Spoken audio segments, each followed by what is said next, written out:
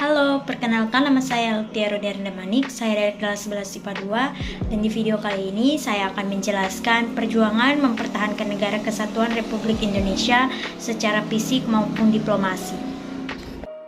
Nah, perjuangan fisik mempertahankan negara kesatuan NKRI yang akan saya jelaskan adalah pertempuran Medan Area, yaitu sebuah peristiwa perlawanan rakyat terhadap sekutu yang terjadi di Medan di Sumatera Utara pada tanggal 13 Oktober tahun 1945 sampai dengan 1946. Pertempuran Medan Area ini berada di bawah pimpinan T.D. Kelly, di mana pendaratan tentara sekutu ini diikuti oleh pasukan sekutu dan Nica yang dipersiapkan untuk mengambil alih pemerintahan. Pun latar belakang dari pertempuran Medan Area ini yang pertama adalah bekas tawanan yang menjadi arogan dan sewenang-wenang. Yang kedua adalah ulah seorang penghuni hotel yang merampas dan menginjak-injak rencana Merah Putih. Yang ketiga adalah ultimatum agar pemuda Medan menyerahkan senjatanya kepada sekutu. Keempat adalah pemberian batas daerah Medan secara sepihak oleh sekutu dengan memasang papan pembatas yang bertuliskan V6 Boundarious Medan Area, yang artinya batas resmi Medan Area, di sudut-sudut pinggiran kota Medan. Hampir mirip dengan pertempuran lainnya, pertempuran Medan Area diawali dengan kedatangan pasukan sekutu pada 9 Oktober 1945 di Sumatera Utara. Pasukan itu dipimpin oleh Brigadir Jenderal T.D. Kelly. Sekutu membawa satu brigade, yaitu Brigade 4 dari Divisi India ke-26. Kedatangan brigade ini turut diboncengi oleh orang-orang Netherlands India Civil Administration atau NISA yang diam-diam dipersiapkan untuk mengambil alih pemerintahan Indonesia. Pada awalnya, pemerintah RI di Sumatera Utara memperkenankan mereka menempati beberapa hotel di kota Medan seperti Hotel De Boer, Grand Hotel, Hotel Astoria, dan lainnya. Pejabat Sumatera Utara tidak mengakui tujuan mereka sebenarnya, tapi semata-mata ingin menghormati tugas mereka untuk mengurus tawanan perang yang ditahan oleh Jepang. Pertempuran Medan Area dimulai dari bentrok pada tanggal 13 Oktober 1945. Baru setelah itu, 4 hari setelah pasukan Inggris sampai di Medan, meledaklah suatu konflik bersenjata antara para pemuda revolusioner dengan pasukan Nica Belanda. Peristiwa itu terjadi akibat adanya provokasi langsung seorang serdadu Belanda yang bertindak merampas rencana Merah Putih yang tersemat di peci seorang penggalas pisang yang melintas di depan asrama pensiun Wilhelmina, Jalan Bali, sekarang menjadi Jalan Veteran. Karena sikap dari seseorang itu tadi, ratusan pemuda yang berada di tempat itu menyerang serdadu tersebut dengan berbagai senjata seperti pedang, pisau, bambu runcing, dan beberapa senjata api. Dan juga dalam peristiwa tersebut banyak memakan korban, di antaranya 1 orang opsir yaitu Letnan Gorneberg dan 7 orang serdadu Nica meninggal. Beberapa orang Swiss luka dan meninggal.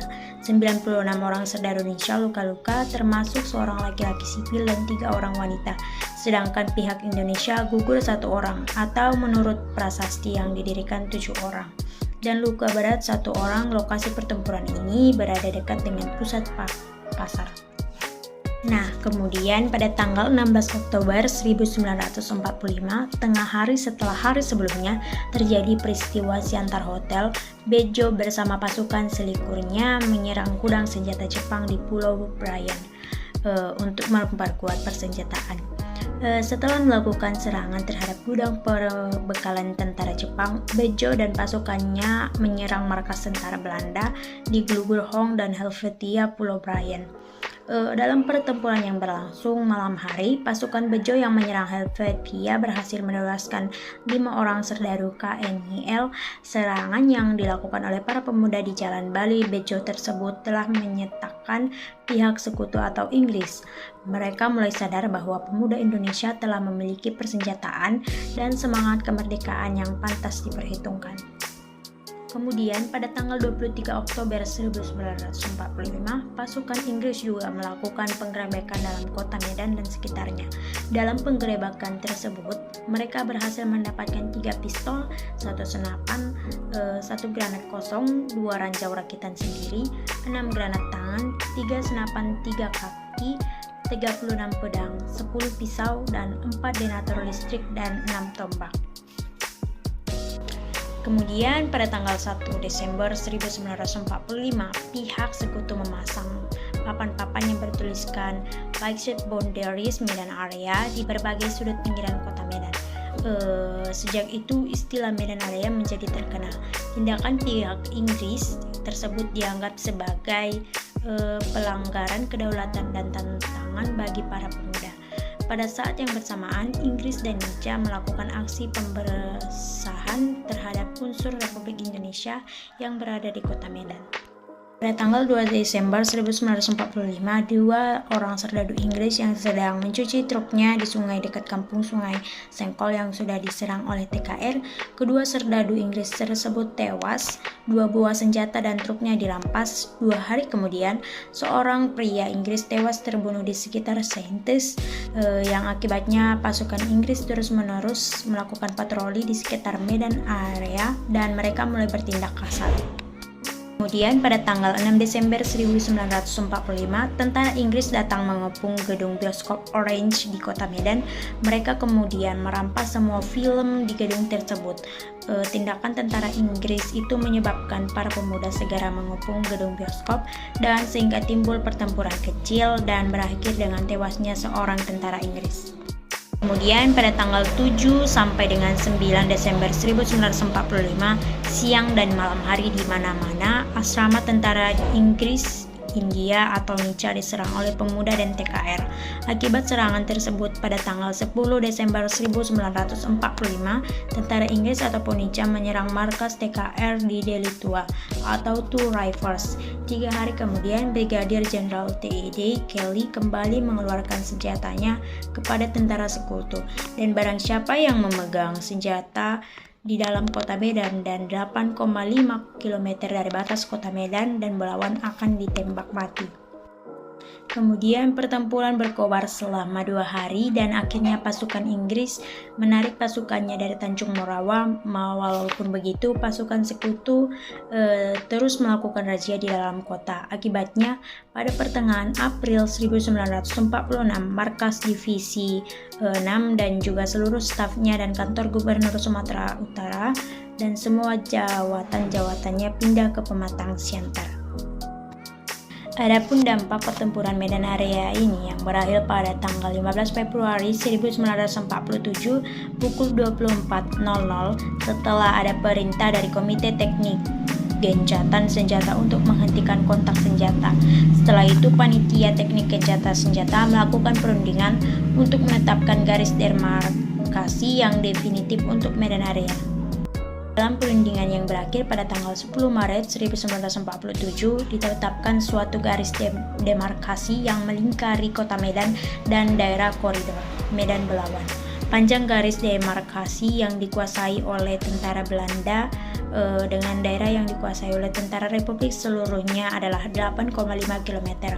Pada tanggal 14 Maret 1947 dimulai pemasangan patok pada garis demarkasi itu. Nah, di sini saya akan menyebutkan tokoh pertempuran Medan Area, yaitu Brigjen T.E.D. Kelly, Ahmad Tahir, Teuku Muhammad Hasan ataupun Gubernur Sumatera Utara, Abdul Karim MS, Dr. Ferdinand Lumban Tobing, R. Soeharjo Wardojo, Jenderal Soeharjo Wardojo Wajojo. Nah, perjuangan mempertahankan kemerdekaan negara Indonesia ataupun perjuangan diplomasi berkebalikan dengan perjuangan fisik karena lebih mengutamakan perundingan dibandingkan dengan pertarungan. Perundingan menarik simpati dunia internasional serta menghasilkan kesepakatan. Diplomasi sama sekali tidak menggunakan kekuatan senjata sehingga tidak ada korban jiwa yang ditimbulkan. Adapun perjuangan mempertahankan kemerdekaan negara Republik Indonesia secara diplomasi, di sini saya akan menjelaskan yaitu perundingan Lingga Jati. Perundingan Linggarjati merupakan salah satu perjanjian antara Indonesia dan Belanda dalam sejarah kemerdekaan. Perjanjian ini digelar di Linggarjati, Jawa Barat dan ditandatangani di Istana Merdeka Jakarta terkait status kemerdekaan rakyat Indonesia. Sebelum perjanjian ini dilaksanakan, telah digelar rangkaian perundingan di Jakarta maupun Belanda. Namun, kedua belah pihak belum menemukan titik temu mengenai status Indonesia sebagai negara yang merdeka. Hingga akhirnya tanggal 11 sampai 13 November 1946 digelar pertemuan di Linggarjati, Jawa Barat. Hasil perundingan ini ditekan pada 15 November 1946 lalu diratifikasi secara resmi pada 25 Maret 1947 di Istana Merdeka Jakarta. Adapun latar belakang dalam perjanjian ataupun perundingan Linggarjati yaitu bangsa Indonesia menyatakan kemerdekaan pada 17 Agustus 1945 setelah sekian lama dijajah bangsa-bangsa Eropa terutama Belanda dan kemudian Jepang. Meskipun sudah memproklamirkan kemerdekaan, namun Indonesia masih diincar oleh Belanda yang ingin berkuasa kembali. Setelah Indonesia merdeka, pasukan Belanda yang tergabung dalam NICA atau Netherlands Indies Civil Administration kembali ke Indonesia dengan membonceng pasukan sekutu yang telah memenangkan perang melawan Jepang. Maka kemudian digelarlah rangkaian perundingan untuk membahas status kemerdekaan RI. Pertemuan pertama dilangsungkan pada 23 Oktober 1945 di Jakarta oleh perwakilan RI dan NICA, namun gagal mencapai kesepakatan. Pertemuan kedua digelar pada tanggal 13 Maret 1946 yang berlanjut tanggal 16 sampai 17 Maret 1946 dan menghasilkan naskah yang dikenal dengan sebutan Batavia Konsep atau Rumusan Jakarta.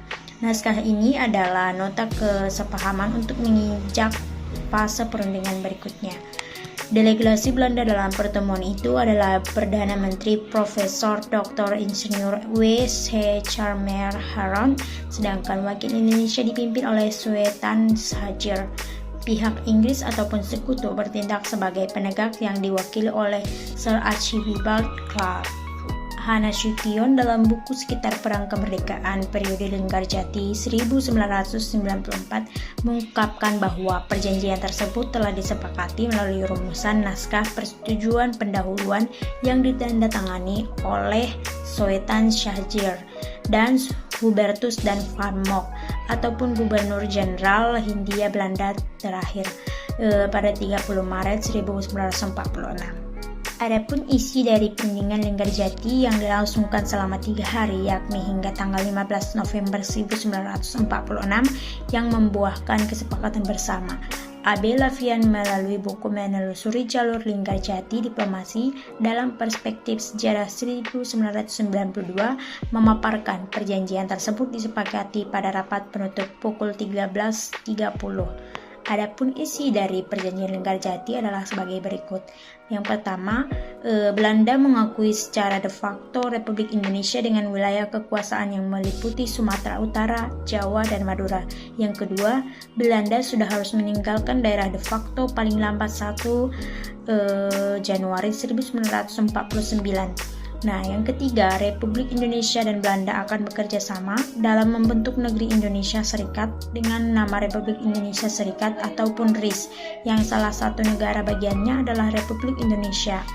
Yang keempat, RIS dan Belanda akan membentuk Uni Indonesia Belanda dengan Ratu Belanda selaku ketuanya. Kata Sasmita dalam buku 30 tahun di Indonesia Merdeka 1945 sampai dengan 1960 ataupun 1995 menyebut bahwa isi perjanjian Linggarjati masih menimbulkan polemik dalam Komite Nasional Indonesia Pusat atau KNIP. Hal tersebut menyebabkan penandatanganan perjanjian Linggarjati baru terlaksana pada tanggal 25 Maret 1947 di Istana Merdeka Jakarta. Adapun tokoh-tokoh dalam perundingan Linggarjati ataupun perjanjian Linggarjati yang pertama adalah delegasi Belanda atau Hubertus van Mock dan Profesor Dr. Insinyur W.C. Charmer Haron. Yang kedua adalah delegasi Indonesia Sultan Syahrir, AKG Gani Hamir Jafuddin, Soestanto Triporojo, Muhammad Roem, dan Ali Boediarjo. Yang ketiga ada delegasi Inggris ataupun penengah, Lord Inversavel dan Lord Killera. Sekian penjelasan tentang perjuangan kemerdekaan negara Republik Indonesia melalui perjuangan secara fisik dan juga diplomasi. Saya Eltiara Diarni Damanik dari kelas 11 IPA 2. Sekian dari saya, terima kasih.